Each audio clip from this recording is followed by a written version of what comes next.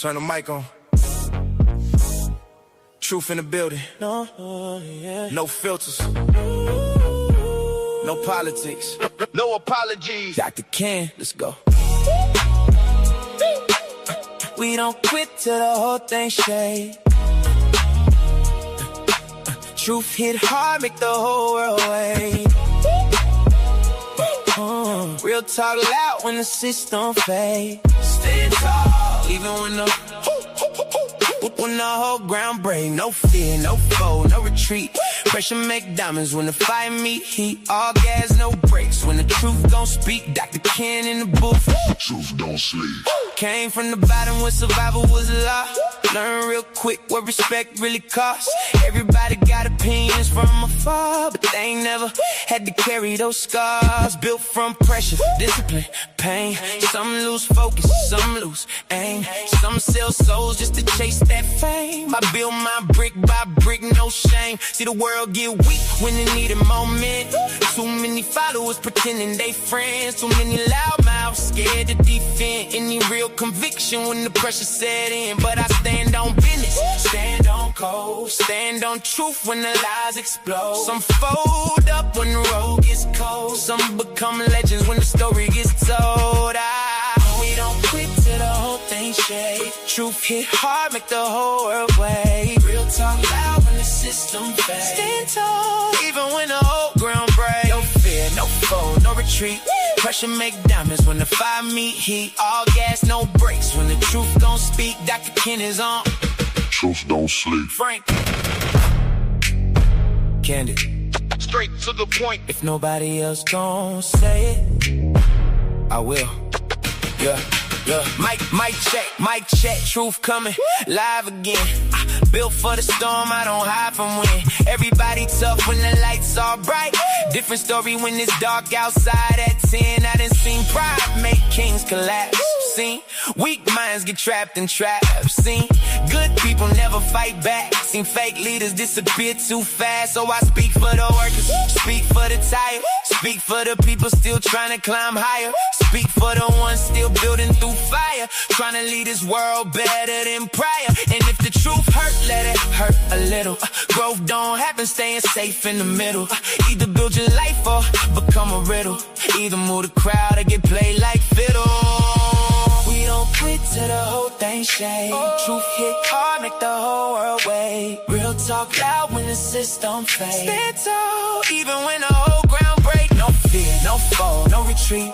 Pressure make diamonds when the fire meet heat. All gas, no brakes. When the truth gon' speak, Dr. Ken in the booth. Truth don't sleep. Oh! Dr. Ken's truth. Frank, Dr. Ken's truth. Dr. Ken's truth. Dr. Ken's truth. Frank, candid. Straight to the point, to the point.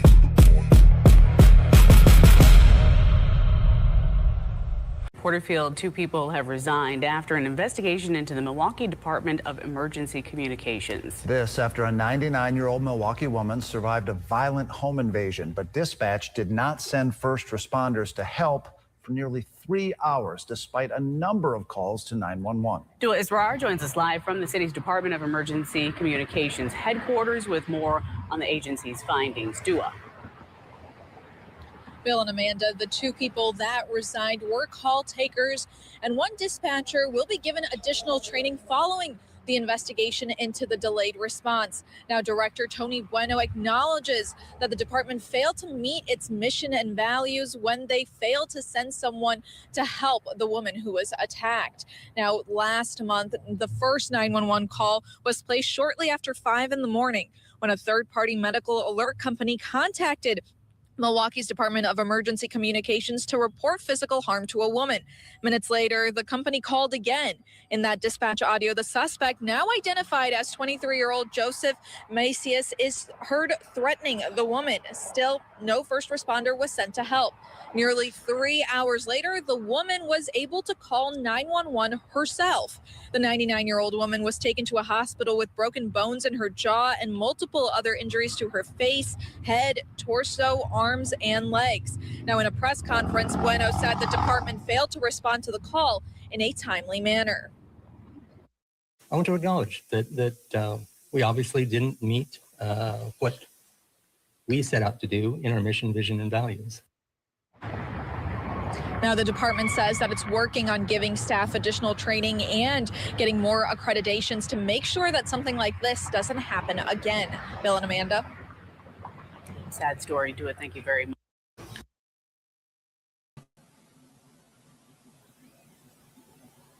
So what do you think? You're listening to Dr. Ken's Truth. I'm your host, Dr. Ken Harris. We're here every Monday through Friday from at 4 o'clock until we kind of roll out of here. And I was a little taken aback by this story. It disturbed me, to say the least. It bothered me. It really did. And I don't understand. Maybe there's something I'm missing. It's got to be. I've spent my life around public safety, in public safety. The majority of my life I spent in public safety. I've been a police officer, supervised cops, had my own command. I've been dispatched by dispatchers. I have extreme high respect for dispatchers, telecommunicators, and I've listened to enough radio traffic, right, to make my ears bleed. I've responded to calls and have been saved by a quick thinking, calm supervisor and dispatcher. And when I hear that a 99-year-old woman is attacked in her home, and we talked about it at the time, and waited nearly 3 hours for help, I have questions. I got a lot of questions. And apparently that's the problem.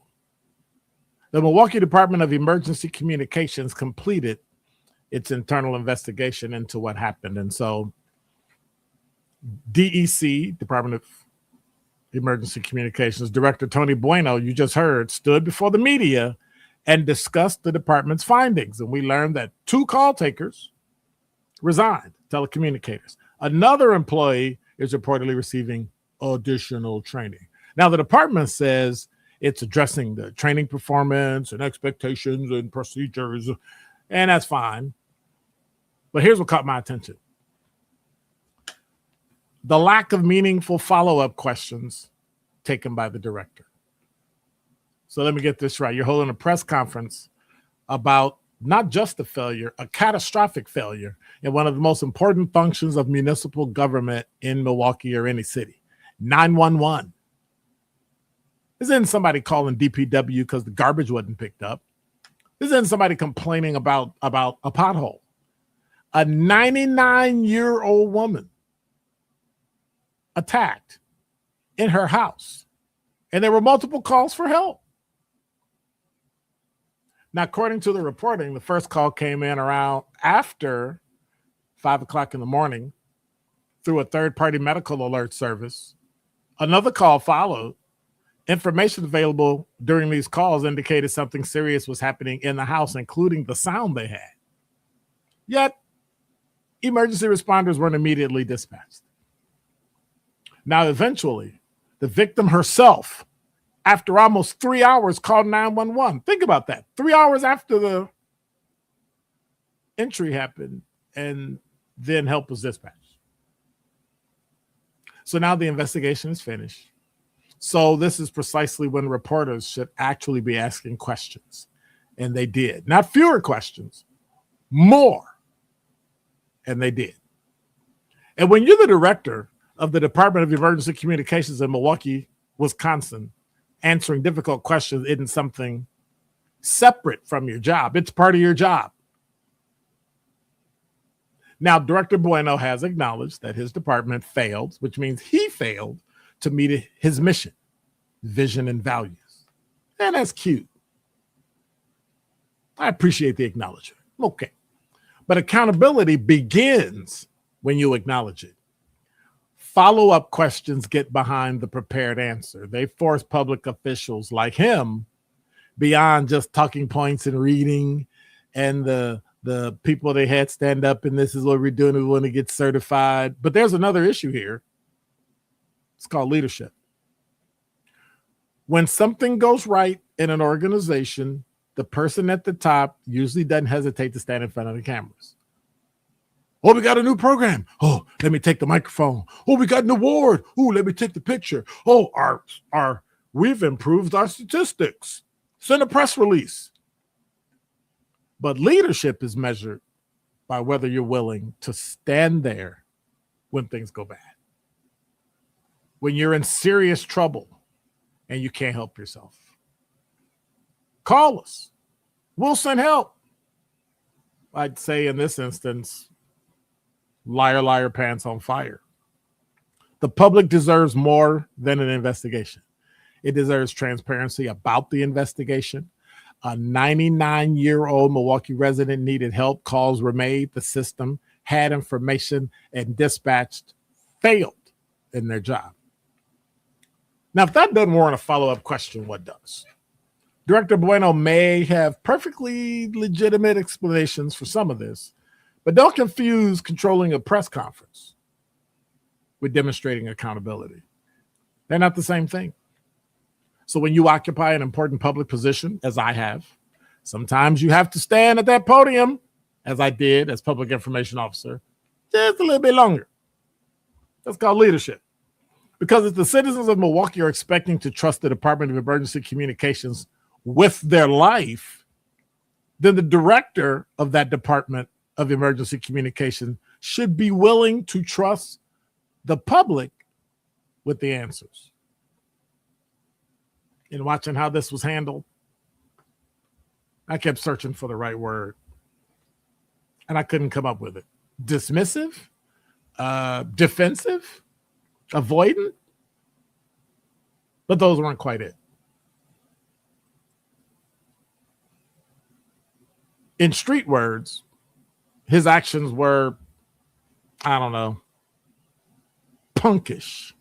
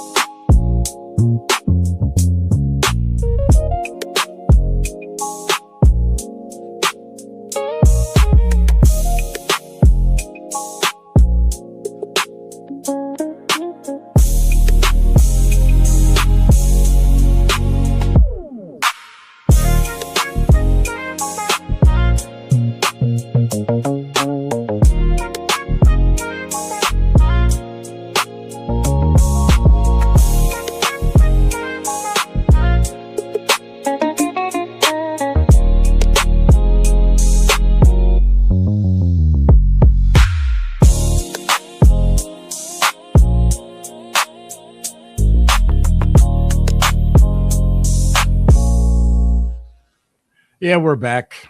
Yes, I'm a little peeved by it. Yes, I'm a little upset. Yes, I'm mad. Can't use the P word, but anyway. Let me go to the YouTube chat. Hey, what's up, Todd? How's it going? He said, hey, what's up, Dr. Ken? Everybody, what's going on? Yep, punkish. Dude is punkish. He's acting kind of punkish. Afraid to take questions. That's the hard part. When the department messes up, any department in the city, you got to stand there and take it. Elections messed up, you got to be there. Police mess up, you got to be there. Fire, got to be there. Communications, got to be there. See, one of the problems is they took communications from the police department and the fire department and put it in emergency communications. And now we got this nonsense going on. We got civilians doing dispatch when it should be firefighters and police officers doing the dispatch. Well, we'll have more people on the street. Well, that's great, but look at the breakdown. Had a cop been a dispatcher, odds are, and yeah, it's probably happened before, but odds are few and far between. Even with the telecommunicator, you send the call through. You get it and you're on it. What were they, sleep? They literally talked to a person. And that's what you got. Anyway, let me stop. Hey, what's up, SC? How's it going? Well, you're here kind of early. Hey, Quanda. How's it going? Of course, she had to say hello to her bestie, Lucretia. So, hey, what's up, Lucretia? What's up, S-triple-R? What's going on? Kathleen made it. Beautiful late summer day. Yes, it is. It's kind of nice. It was hot, then it was cool, then it was hot, then it was cool because I was over by the lake, then I was away from the lake, and I was in a suburb, I was in the city. So it kind of went back and forth. So, it was all that. Quanda said, cue the music. And then they start talking to each other. Hey, what's up, True D? What's going on? What's up, Willie? What's going on? Jasmine Jazz West. Hey, y'all. Aaron is up in here. Boy, everybody up in here today. That's having a great time. Having a great time. Okay, quit dancing. Quit clapping. Stop it. And then they start talking to each other and going back and forth. And then SC said, this is horrible. Oh, my goodness. You didn't hear the story? You hadn't heard about it? Oh, it was crazy. 99-year-old woman called. So evidently she fell or pressed her medical alert or something. And they listened in first and they heard the guy, heard the issue, called communications. Right? Then they called back to see if they sent somebody. First time they called and they sent they might have done it the second time. I don't know. But in one of those two calls, they sent the audio. Hey, we can hear somebody there. Then they call back, say, hey, anybody go? Then finally, she calls. 2 hours and like 45, 50 minutes, nearly 3 hours. You should be embarrassed. You should be embarrassed. And so my question in the poll today, I got a question in the poll that when should people be fired or should you let them resign? Now, that's what happened. 2 people resigned and one is getting retraining. And then we're going to become CLIA certified. We're going to get international certification and a communication certification. So that we can be, accreditation, so that we can be. That's not going to help you. Back in the day, none of these departments had certification from the state, from the region, from the country, and they got along just fine. Too little, too late. And had she died, oh my gosh, what would have happened then?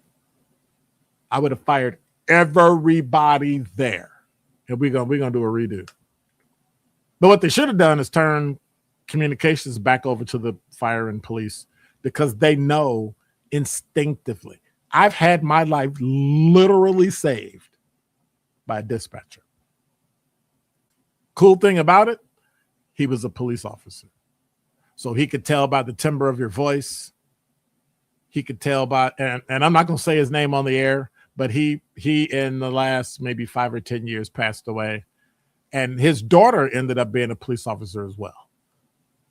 But he was one of the best, 1, 2, maybe 3 dispatchers in my career that were just amazing. And all this nonsense didn't start until they switched out and started putting civilians in. And I'm sorry.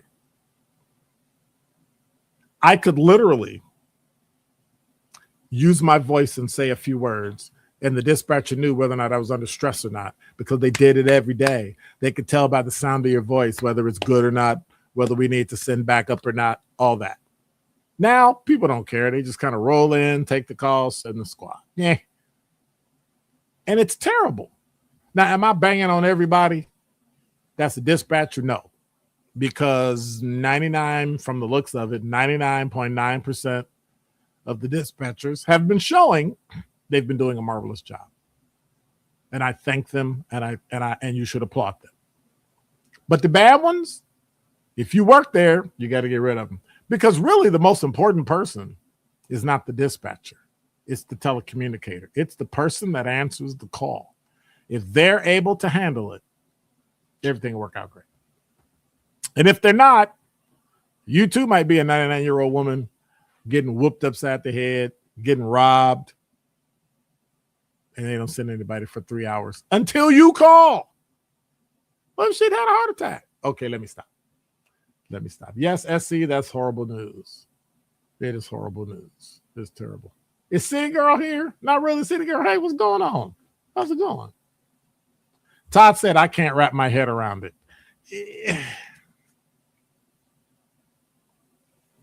Here's another one.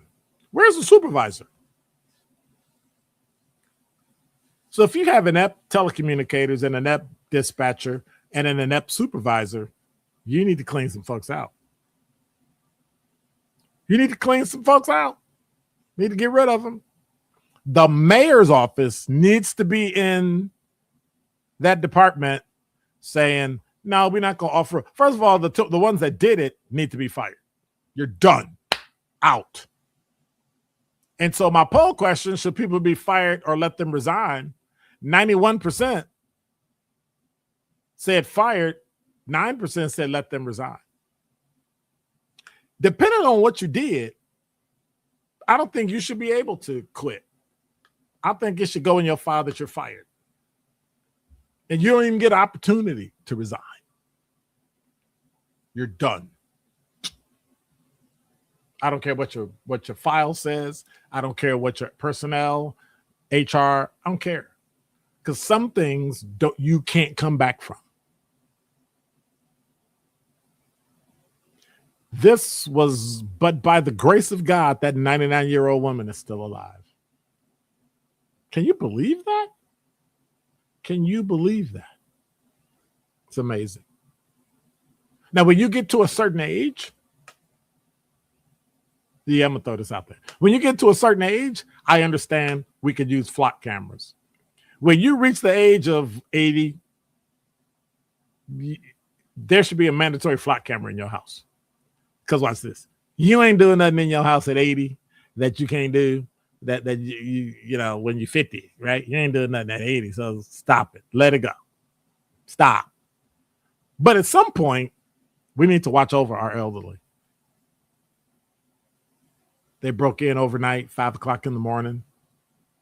Took nearly 3 hours to get there. I'm shaking my head.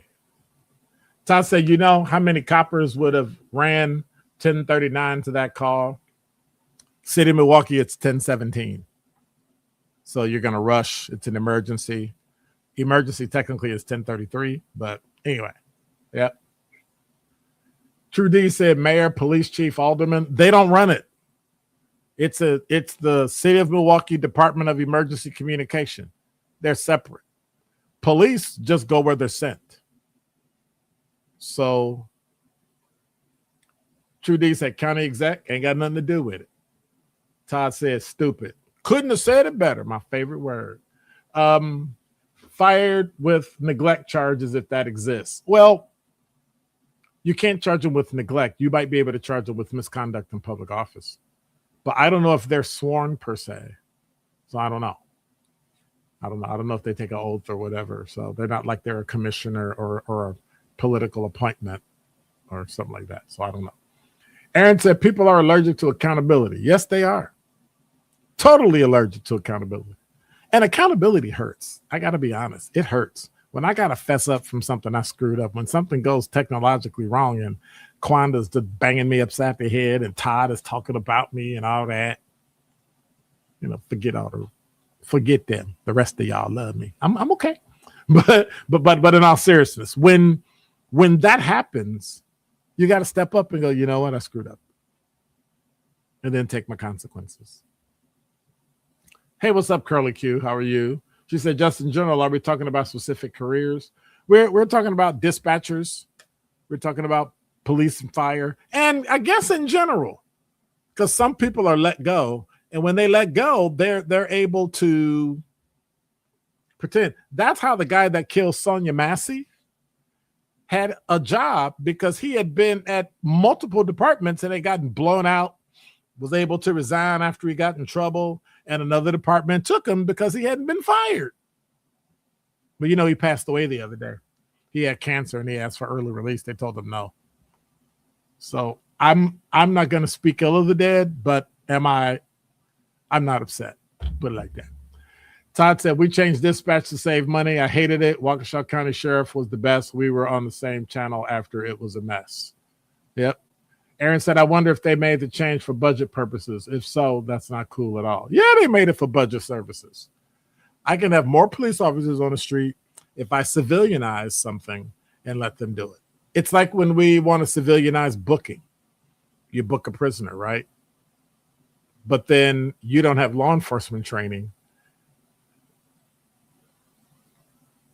Much of the movement and being furtive, that secrecy, that suspicious movement, they don't know that. They haven't seen that. They haven't seen people's gait, how they walk, how they talk, how they hold their arm, whether or not they got something. Like, they don't know that. Cops learn it in the academy, and then they carry it through their career and get better and better and better and better at it. So they know when you're walking down the street, yep, I think he's holding something. It's either drugs or guns or something they don't want people to know they have. Because there's a normal walk, and then there's a walk when you're carrying something, and then there's a walk when you have an injury, and there's a there's a lot of ways that being sworn, especially in a fire, they can tell you what's happening in your house. The fire is at such and such and such and such and such, and they can hit the alarm and know exactly who to send and how many to send and ambulances and all that. They're good at it. And then we civilianize and we get nonsense like this. Hey, what's up, Sir Charles? How you going? How you doing? How's you doing? Not really. City Girl said a resignation should be honored if no disciplinary issues are currently happening or are in discussion that is elevated to the level of being fired. Fire them if the issue has violated policy. You think they violated policy? If the third person out of the three is getting retrained, that's a policy issue, which means the other two definitely failed in policy. So Kwanda said, just like me calling on air to apologize publicly that I stated that you didn't say top 5 at 5 when you was at the other place. Accountability. I took it on air.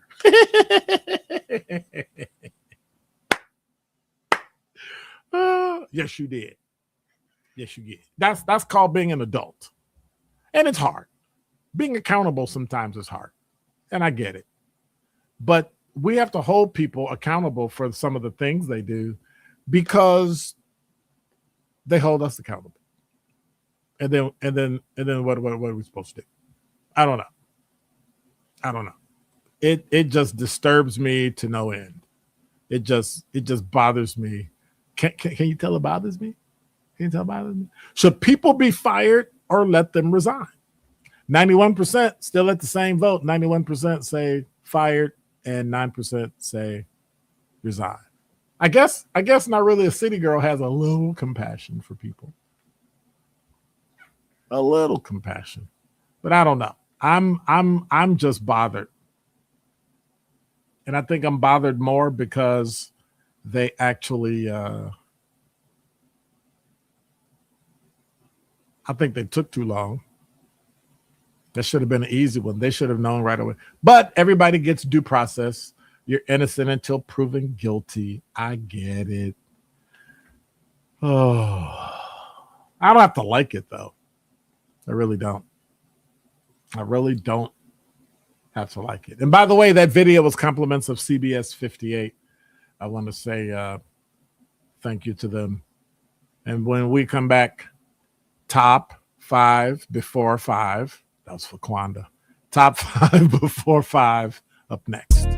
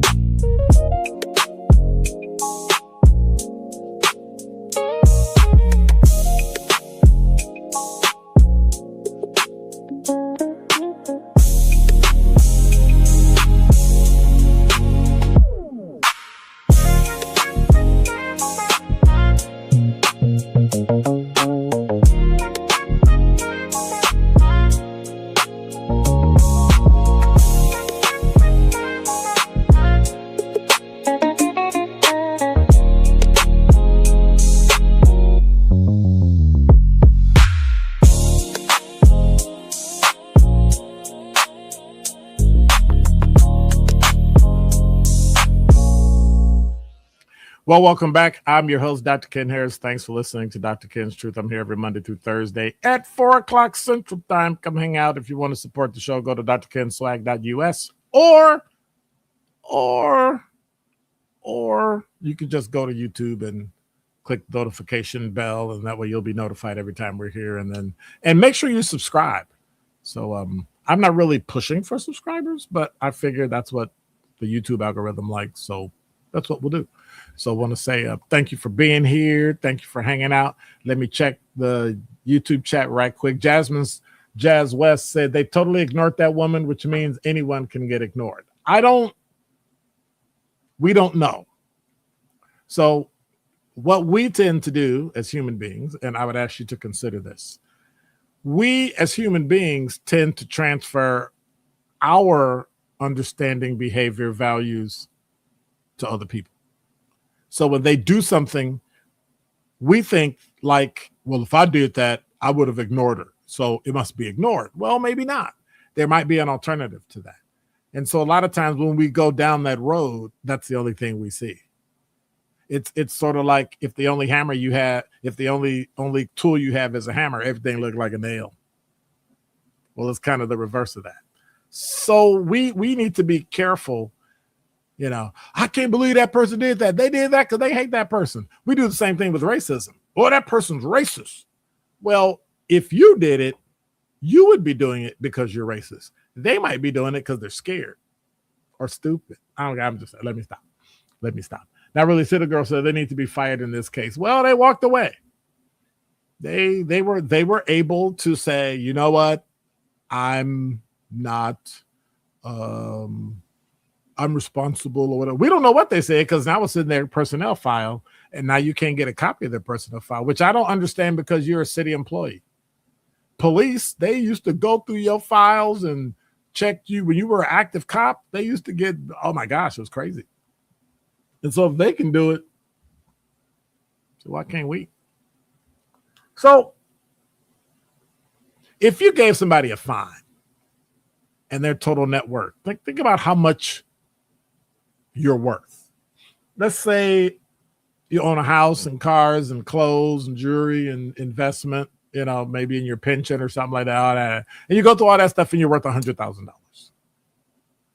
If they said from now on, all the fines you get when you mess up are going to be a percentage of your net worth,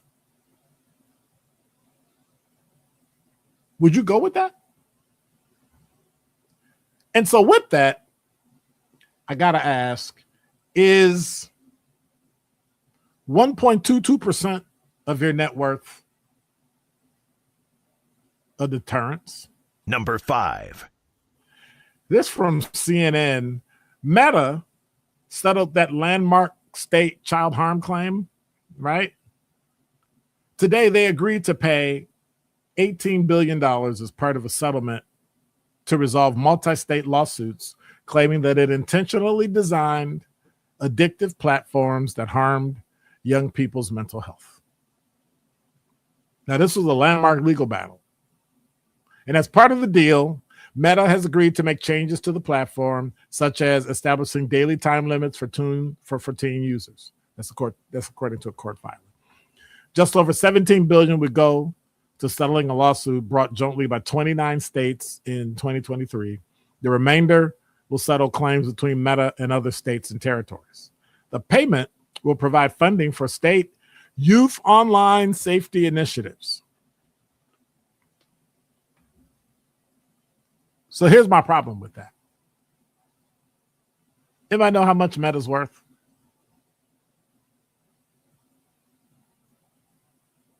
Right now, today, Meta's worth $1.47 trillion.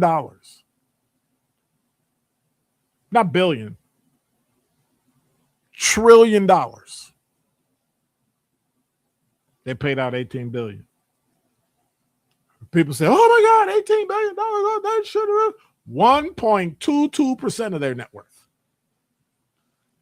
If you got a check today, and I told you, hey, I just pulled you over for speeding, and if you want, you can pay your fine now. It's 1.22% of your next paycheck.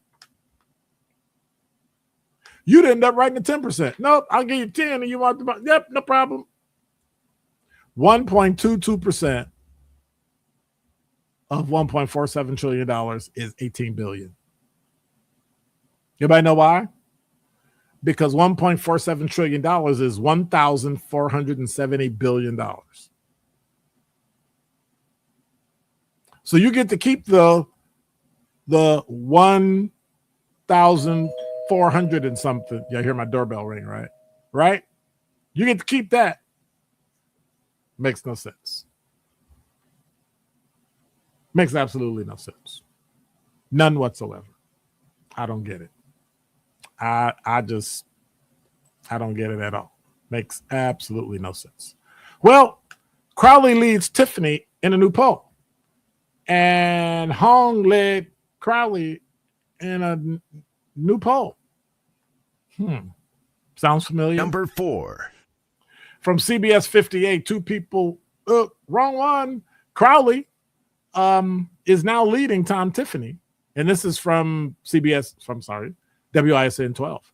Crowley leads Tiffany among likely voters in a new Marquette poll. So Democratic gubernatorial candidate David Crowley leads the Republican Tom Tiffany among likely voters ahead of the November election in the first law school poll from Marquette. They opened it up today. Crowley leads Tiffany 49-44 among likely voters, but when widened to include all voters, it's a 44-44 tie. So what does that tell you? Like, what does that actually tell you? That just like the last poll they had, you probably should not believe anything they say. Because in the end, it's not going to be accurate. And you're not going to really understand what the heck's going on anyway. And now I got one of my favorite stories, and I like to call it Stupid Secret Service tricks. Number three.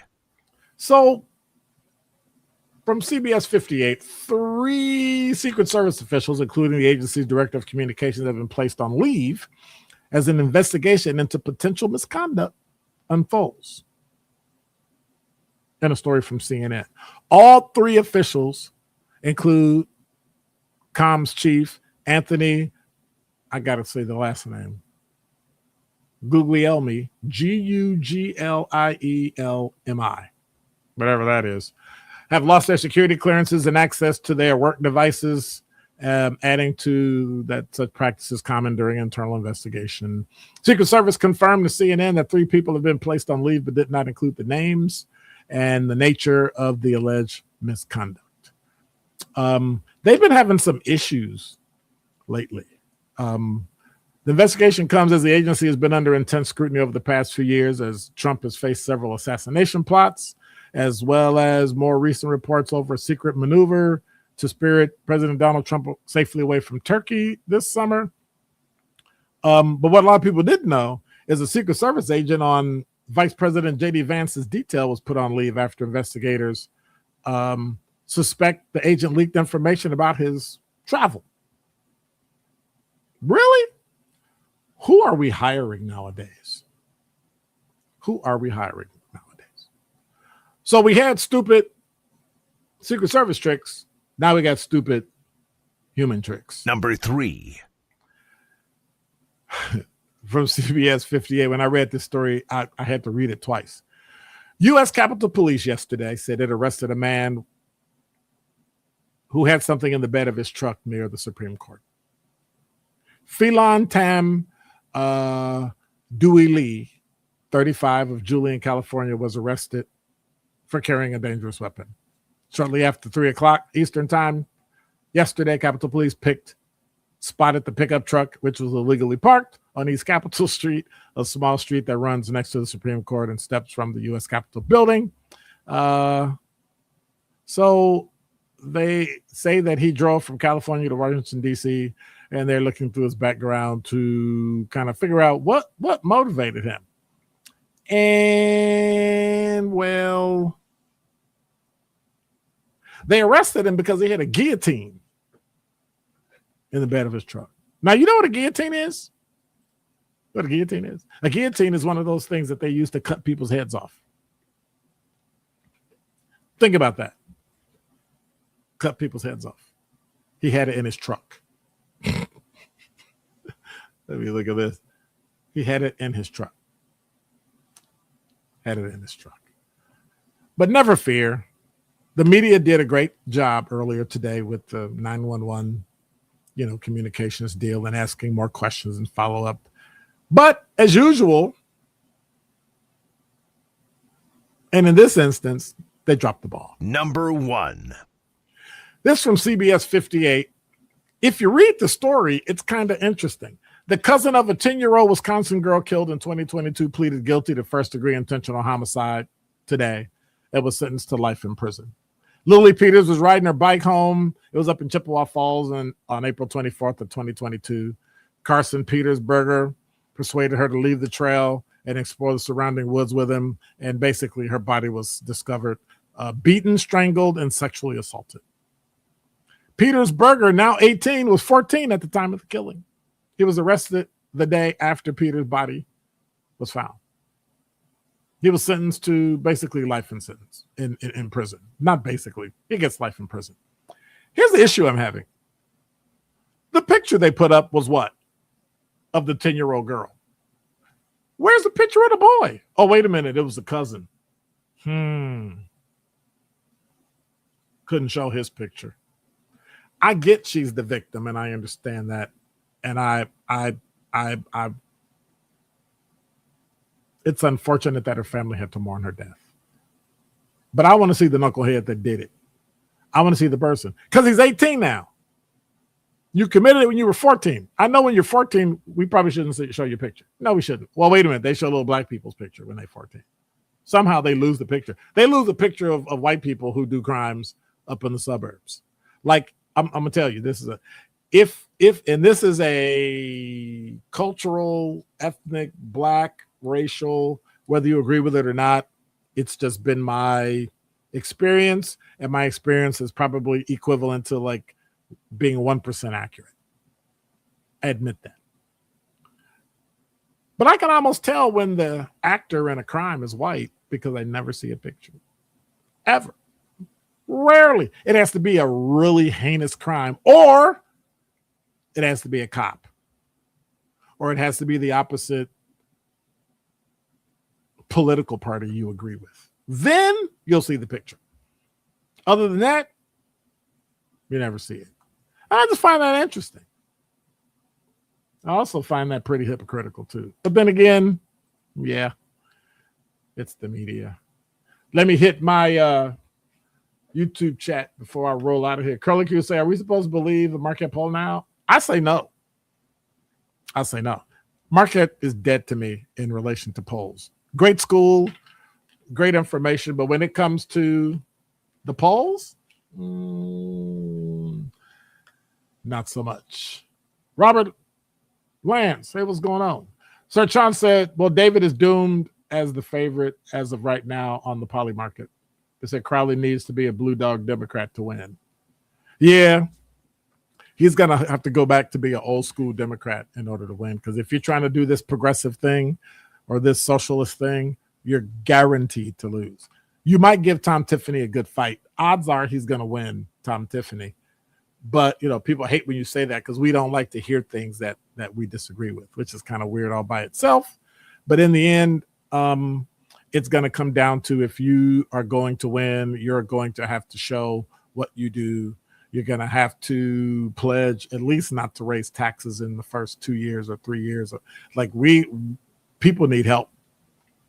People actually need help. And they're complaining about it and nobody's listening to it. And at some point, it's going to come back and bite you. And I find it unfortunate, but it's something that we're going to have to do. We're going to have to make sure that we watch and look and see what's happening in the governor's race. Should people be fired or resign? You just let them resign. Fired, 93%. Resign, 7%. Want to say thank you for being here. Thank you for hanging out today. I will see you on tomorrow when I get to complain about all sorts of things that are going on. So, all right. So God bless. Take care. Don't work too hard. Be safe. It's cold and it's hot at the same time. So, take it easy there. Thanks everybody in the chat. Did I miss anybody? I think I said everybody. I even saw Not Really a City Girl up in there. What's going on? Thank you to everybody. Even though she's in here and she's hanging out, still keep Kwanda in your prayers. Keep Sincere Running Ray Real in your prayers. God bless. Take care. I'm gonna give you a break today, Todd. I'm gonna make the I'm gonna make the chicken head. Meat chicken head. All right. Have a great one. Love all y'all. Make sure you let somebody know the show is here every day at 4 o'clock, Monday through Thursday.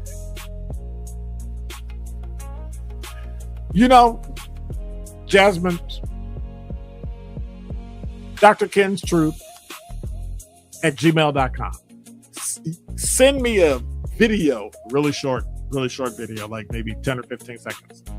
Since you always dancing, I don't see you dance. I don't think you can dance. Matter of fact, anybody.